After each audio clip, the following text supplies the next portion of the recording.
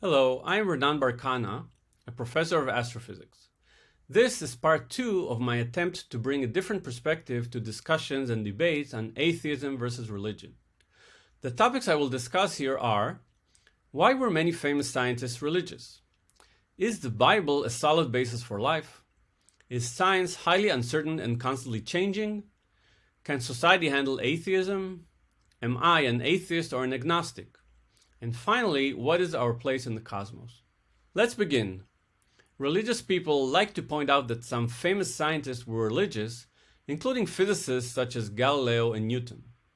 Indeed, Newton apparently spent as much time researching biblical interpretation as he did doing physics. This doesn't actually say anything about religion, only about the history of science.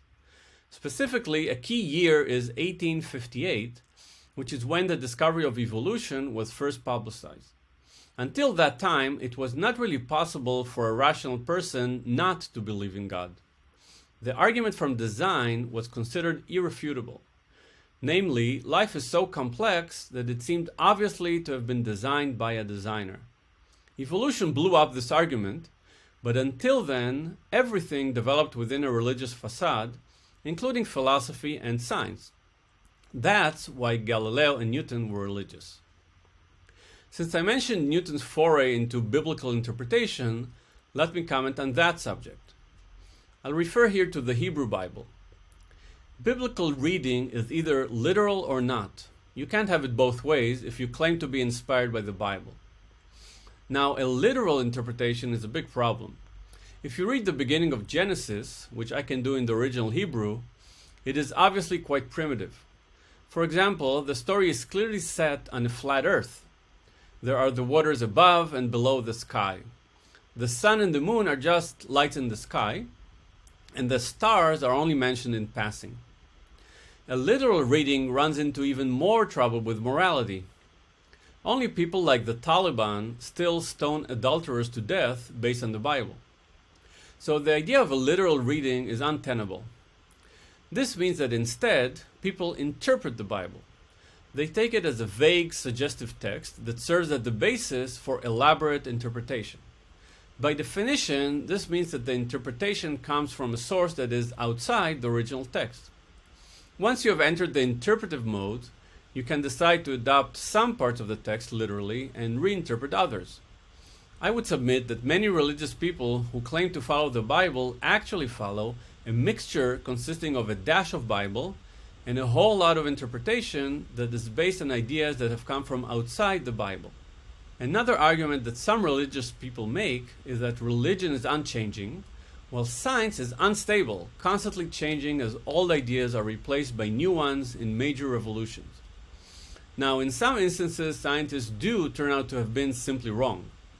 But in most cases, it is misleading to say that established scientific theories are later proven wrong.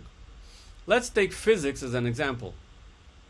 Did Einstein show that Newton was wrong? No. Newton's theory remains correct over the range of phenomena over which it was established, and within that range to the degree of precision that was available to measure. So even today, you can send a rocket to the moon with an orbit that you calculated with Newton's laws. But if you want to figure out your location using GPS, based on the time of arrival of radio waves from several satellites to your phone, then you need to account for the fact that time behaves differently for each satellite, depending on its motion and distance from Earth.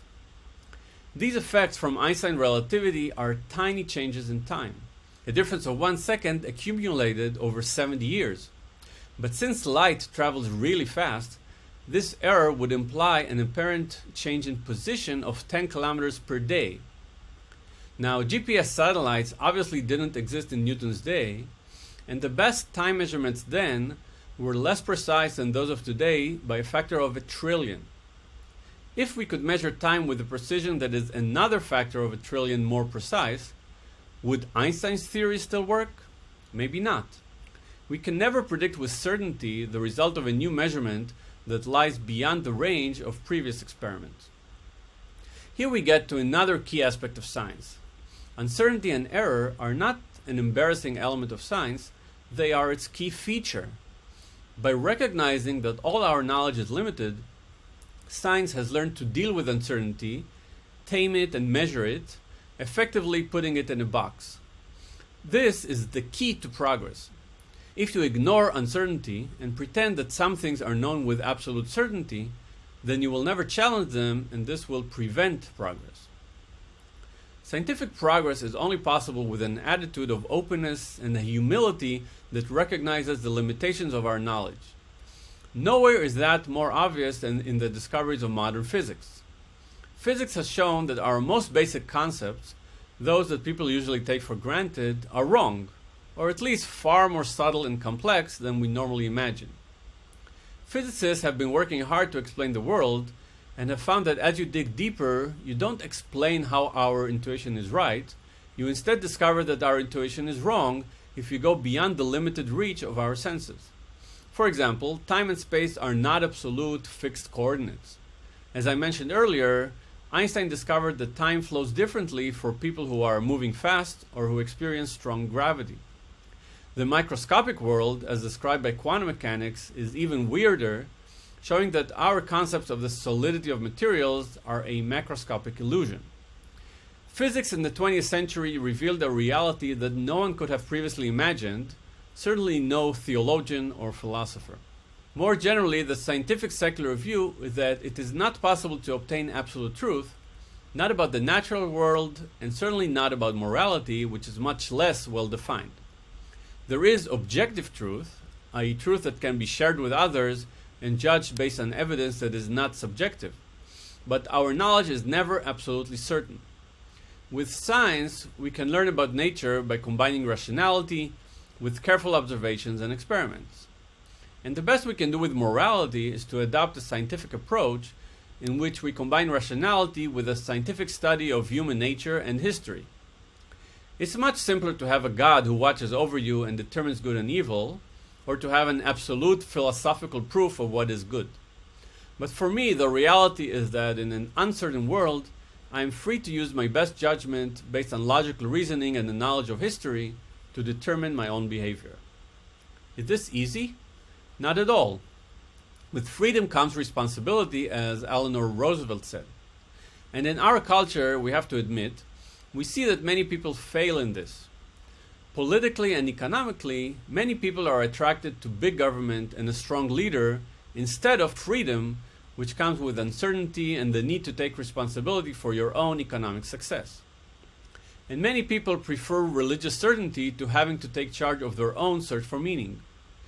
I personally prefer freedom, even with the attendant difficulties. I think that given that for many people God is dead, as Nietzsche declared, there's no going back. Our only chance to move forward is to build a culture of personal responsibility, empowerment, and rationality, which will help people resist the temptation of myriad irrational beliefs. Some say that this is doomed to fail, since most people just can't handle secularism.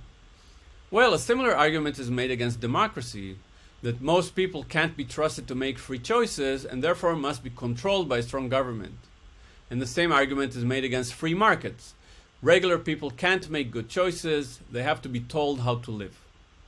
Well, I'm more optimistic about the capabilities and potential of my fellow human beings. And because of this, I'm against all forms of tyranny and slavery, political, economic, and metaphysical. Now I come to the question of whether I am an atheist or an agnostic. Well, it depends on how you define God. Historically, God was seen as a supernatural consciousness that is actively involved in the world, constantly communicating with people and performing extraordinary miracles. Again, if you actually read Genesis, this is obviously the God that is portrayed in the Bible.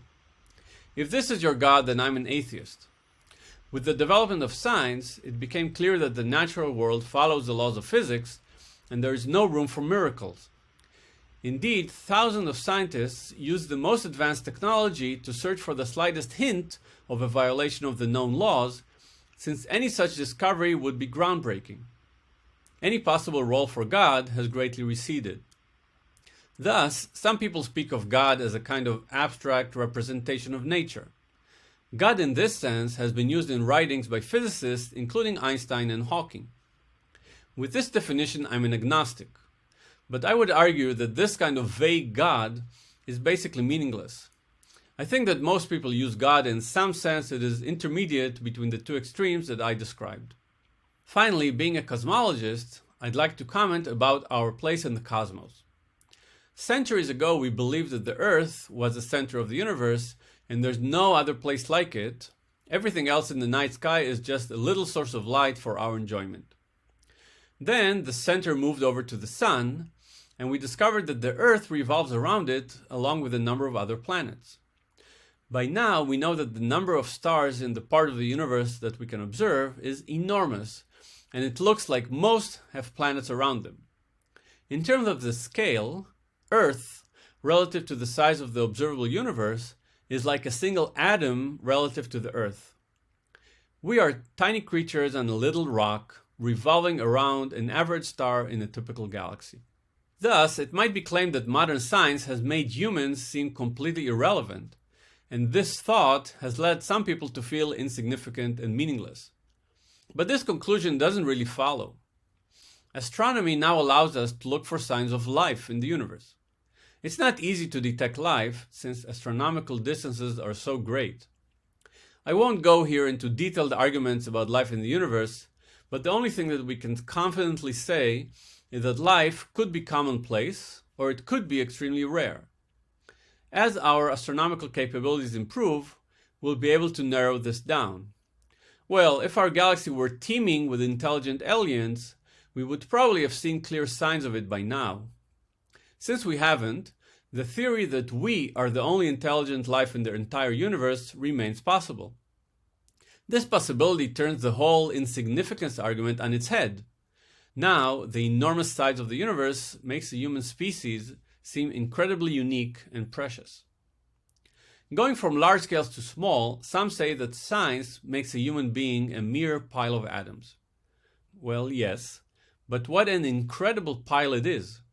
The number of atoms that together make up you is 1,000,000 times the number of grains of sand on the entire Earth.